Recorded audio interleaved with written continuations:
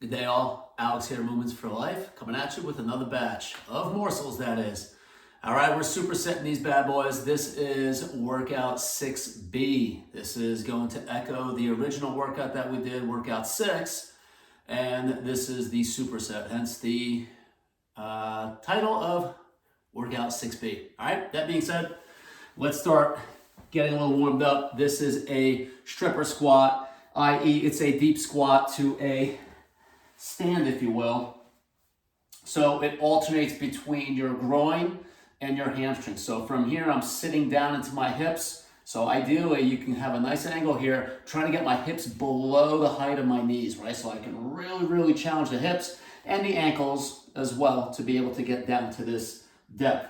From here, I'm going to grab a hold of my feet, not letting go, and I'm going to raise my hips up, trying to straighten my legs as much as I can, getting into my hamstrings, and then sitting back down.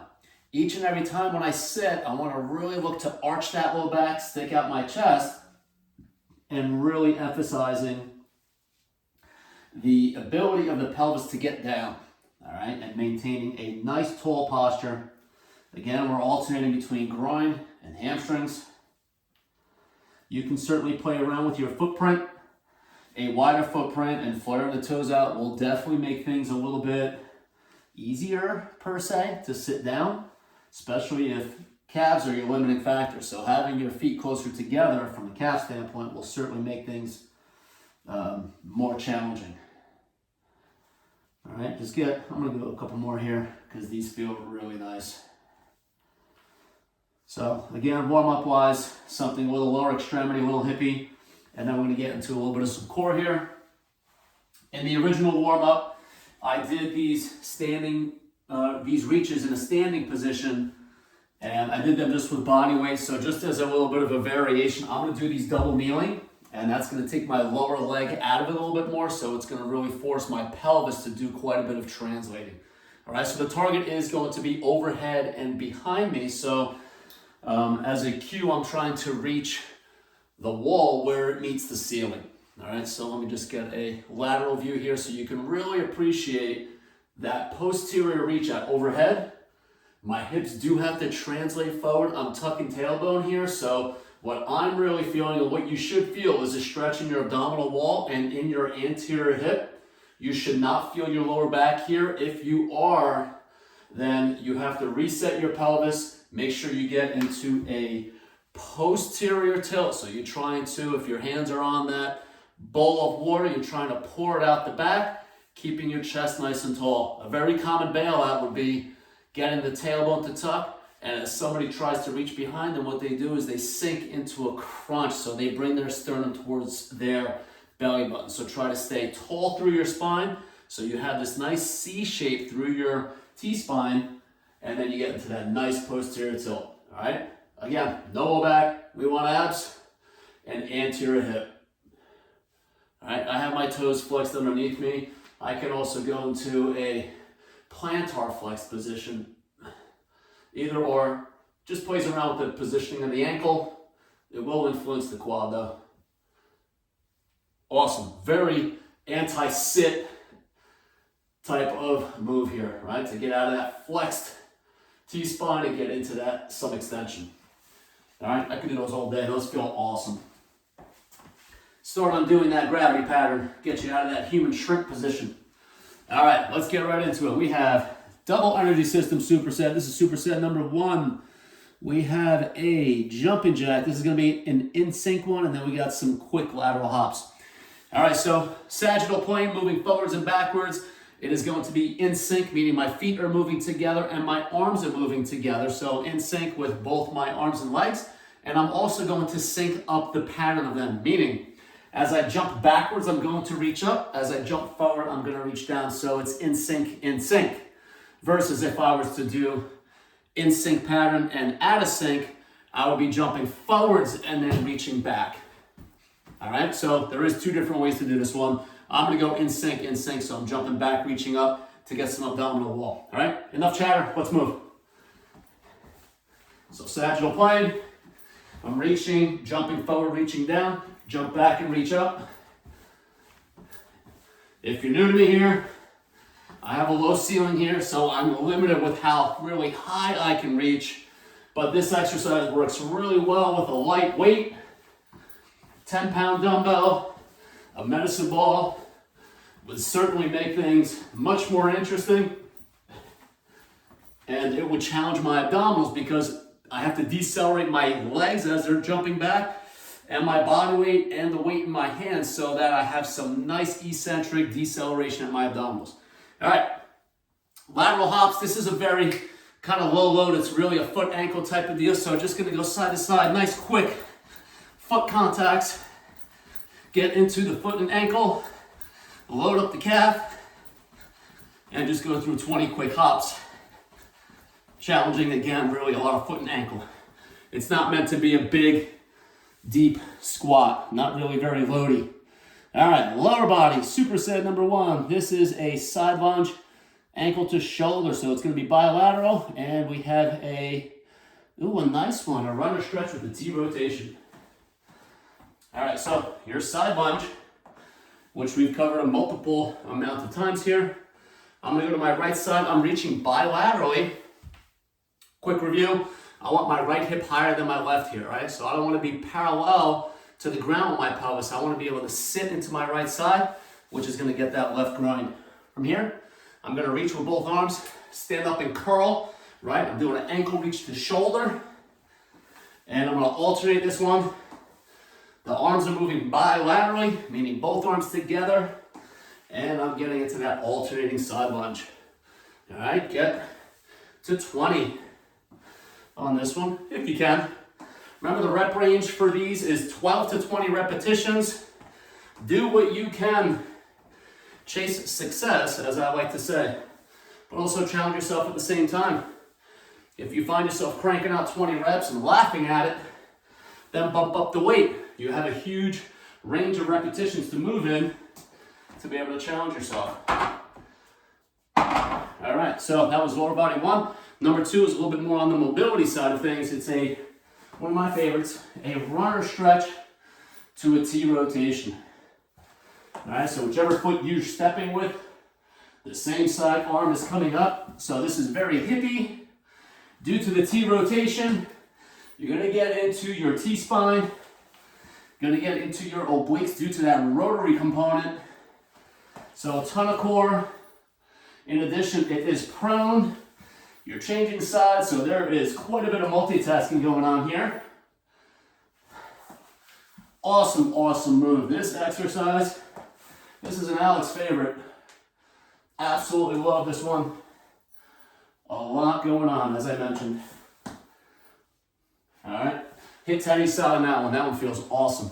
All right, lower body. We have a dumbbell bent over row to a ball dumbbell one arm chest press. So let's start with that bent over row.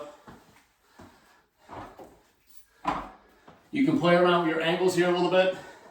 What makes the bent over row so challenging is you're in a fixed deadlift position on that bottom end, right? So you have to be really mindful of what's going on at your lower back. So my pelvis is tipped forward slightly, so I'm maintaining a slight arch.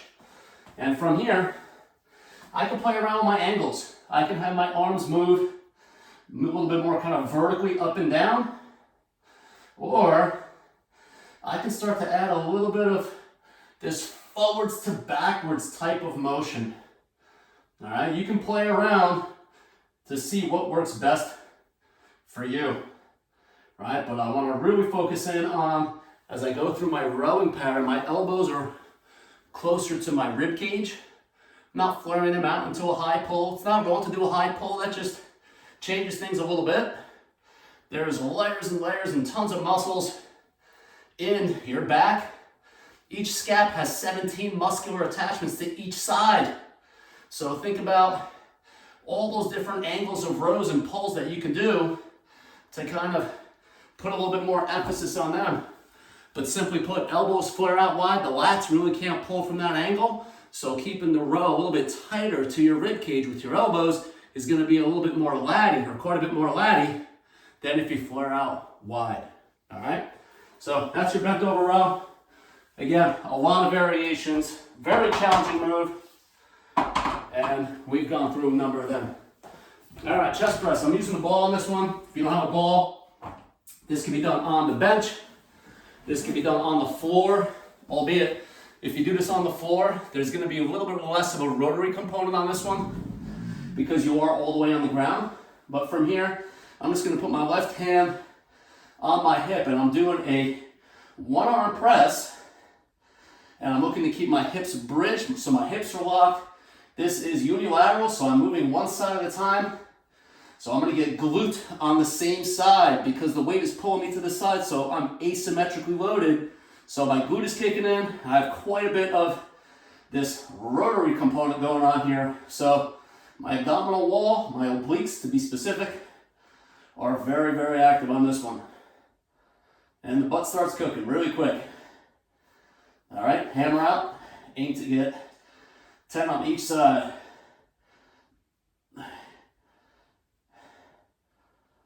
For some people, if you have a hard time where you're moving through your upper body, you can move both arms at the same time. It'll keep you a little bit more square or honest.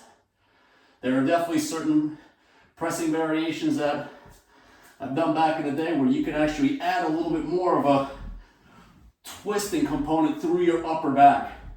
All right, so it involves a little bit more balance onto the ball. Gets a little bit more explosive, but something to play around with. If you've never seen that one, give that one a whirl, start slowly. Nice little tweakaroonie there for you, if you like. All right, lower body or upper body done. Let's make our way to core. What do we have? A side plank with a T rotation. Super, super effective getting into the lateral line here with any side plank variation. This one is no exception. It's awesome. So I'm threading the needle. I'm reaching my left arm through my armpit space. As I rotate up, I'm going to externally rotate, have my thumb point back. I'm just having a good time. This guy. Bad joke. Anybody who works with me knows a lot of stupid jokes on repeat. All right, but this is your T rotation from the side plank. Hammer it out. My shoulder, I'm pushing my elbow down into the ground and being mindful of the shoulder so I'm not in this squishy shoulder position. I'm pushing that forearm down and I'm also pulling my shoulder away from my ear so I make a nice long neck. That's going to have a better connection to my abdominal wall on the lateral side, on the same side. Aim to get 10 on each side. If you're absolutely laughing at this one, you can bump up the repetitions, go up to 12 to 15. Challenge the endurance and stability properties of your body. If that's still easy for you, you can grab a light weight. 5 pounds will go a long way. You can certainly load this by putting a dumbbell in your hand. All right. And now last but not least, another one of my favorite chop variations. These are what I call band circles. I'm using the band for this, obviously. You don't have access to a band and you're in a gym, you can do these with cables. You can adjust the pulley to be at any height. It doesn't have to be, right now here, this is probably around chest high, give or take. It doesn't have to be there. You can play around with the angles. It'll change the angulation a little bit, all right? I would highly encourage you to do that anyway because it acts like a little bit of like a rotating your tires mentality where you're not always hammering that same angle, that same plane all the time. And that holds true for all your different pressing and pulls if you're using cables or bands as a means of tension. Play around. Subtle differences go a long way with how you load the body. Even a little bit of a different angle change will make things quite a bit different. All right, so these are my band circles. I chose to go high first as I initiated that pull. It wouldn't be wrong if I went and rotated the opposite way and went low first. Still super oblique, and these feel awesome.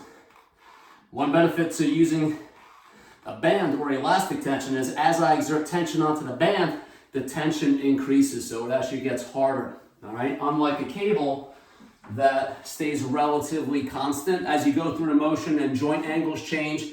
Obviously, things change. There's a harder part of the range of motion, but with the band, tension is in fact increasing, making things harder and more challenging for you. So, doesn't make bands better than cables. However, there's a huge price difference, right? My setup here costs a lot less than any type of cable machine you could get, unless it's free. But even then, they're big, they're cumbersome. I couldn't fit a cable machine down here because of my low ceiling, so they were too big. It requires a big footprint. So this is a huge space saver, huge money saver, and it's super effective. All right. So give those supersets a whirl. Go through however many laps you've been doing. 2 sets minimum. Go a long way. If you have the time and you're a little bit more intermediate advanced, you can get closer to 4 rounds. It'll challenge you. It'll light things up. So have fun. See you next week.